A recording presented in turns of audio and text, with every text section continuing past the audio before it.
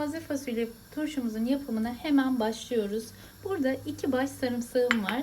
Sarımsaklarım kolay soyulsun diye ilk olarak ön hazırlık yapıyorum ve bu şekilde kaynatmış olduğum suyu sarımsaklarımın üzerine döküyorum ve bir kenara alıyorum.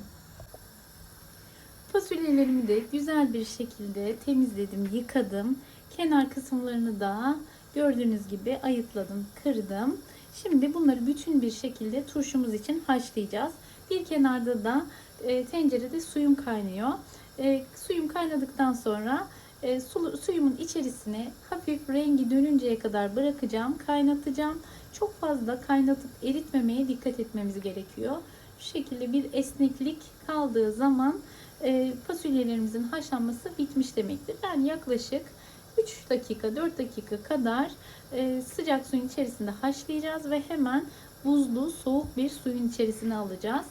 Şimdi temizlemiş olduğum fasulyeleri yavaşça suyuma bırakıyorum. Az önce de söylediğim gibi lütfen çok fazla haşlamayın. Sadece rengi dönünceye kadar haşlamamız yeterli gelecektir. Şöyle de zaman zaman bastırıyoruz. Fasulyelerimiz eşit bir şekilde suyla temas etsin. Hemen zaten gördüğünüz gibi rengi dönmeye başladı. Fasulyelerim haşlanırken yine bu şekilde zaman zaman üsttekileri alta doğru bastırıyorum. Böylelikle güzel bir şekilde eşit olarak haşlanıyorlar. Fasulyelerim haşlanıyorken şöyle genişçe bir leğene buz aldım ve soğuk suyu da ilave ediyorum. Şoklama işlemi yapacağız. Şoklama işlemi yapacağımız için suyun soğuk olması bizim için çok önemli. Evet, yaklaşık 2 dakika kadar fasulyelerimi haşladım. Çok fazla haşlamıyorum. Şöyle bir tanesini test edeceğim. Eğer olduysa gördüğünüz gibi esnek bir yapıya sahip oldu fasulyelerim.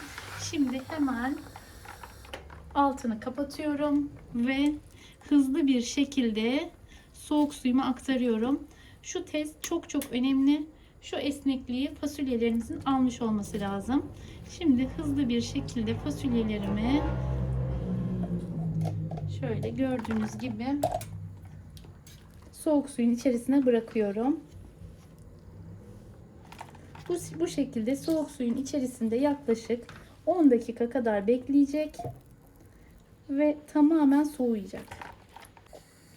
Buzlu suyumuzun içerisine fasulyelerimizi aldık. Şimdi güzelce soğumalarını ve dinlenmelerini bekliyoruz. Gördüğünüz gibi esnek yapısı fasulyelerimizin bozulmadı. Buzlu su da onların bir anda çok güzel bir şekilde soğumalarını sağlıyor. 10 dakika beklettikten sonra kavanozlarımıza fasulyelerimizi dolduracağız. Fasulyelerimiz dinleniyorken biz de sarımsaklarımızı soyalım. Gördüğünüz gibi sıcak suyun etkisiyle sarımsaklar kabuklarından çok kolay bir şekilde çıkıyorlar. Sarımsaklarımızı da iri iri doğradık. Şöyle 7-8 tane olacak şekilde kavanozlarımın dibine sarımsaklarımdan atıyorum. Şöyle elimle güzel istifledikten sonra kavanozuma yerleştiriyorum. Bu şekilde dikey bir şekilde fasulyelerimizi kavanozumuza yerleştireceğiz. Şu şekilde güzelce dolduruyoruz.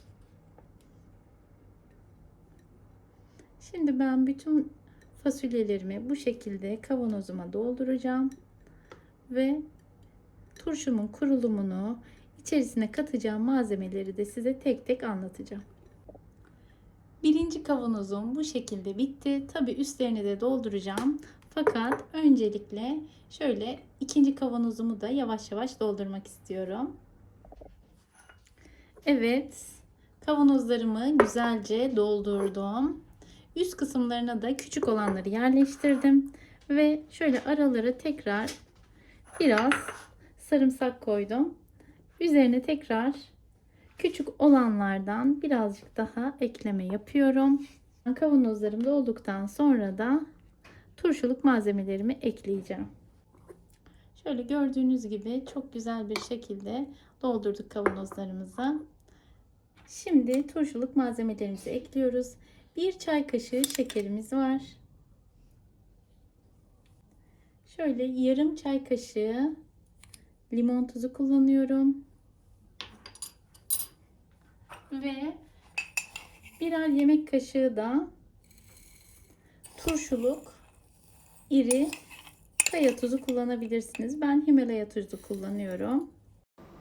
Bu esnada video kayıtta değilmiş. Her bir kavanoz için 1 çay bardağı üzüm ya da elma sirkesi kullanıyoruz. Çok önemli bir nokta, çekmeyi unutmuşum. Şimdi turşumuza suyunu ekleyeceğiz. Suyumuzu da kaynamış içme suyu kullanmaya mutlaka özen gösterin. Çünkü içme suyu kullanmazsanız hem lezzetinde fark eder, turşumuzun suyunun rengi daha doğrusu biraz bulanık olur. Bu sebeple kesinlikle kaynatmış olduğunuz içme suyunu kullanmanızı öneriyorum.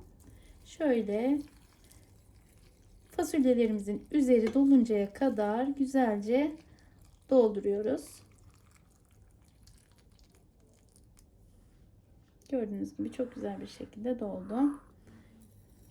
Diğer kavanozumu da dolduruyorum.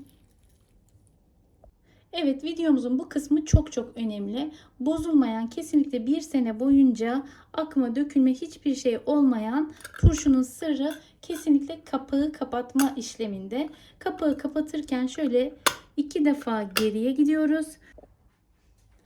2 defa geriye gittikten sonra bir defa da kuvvetli, hızlı bir şekilde ileriye doğru kapatıyoruz. Bu şekilde kapağını kapattıktan sonra ters çevirme vesaire hiçbir işlem yapmanıza gerek yok. Yine aynı şekilde diğer turşumun da kapağını kapatıyorum. 2 defa geri, şu sesin çıkması gerekiyor. Bu tok ses çıktıktan sonra şöyle bir bez yardımıyla kuvvetli bir şekilde ileriye doğru kapatıyoruz. Fasulye turşumuz hazır. Şöyle gördüğünüz gibi gerçekten çok az malzemeli ve pratik bir şekilde yapacağınız turşulardan bir tanesi. Tüm kış boyunca afiyetle tüketebilirsiniz. Bir hafta sonrasında da size olgunlaşmış halini göstereceğim. Kapağını kapattıktan sonra şöyle bir çalkalarsanız tabii ki malzemeler birbirine çok daha güzel bir şekilde karışır.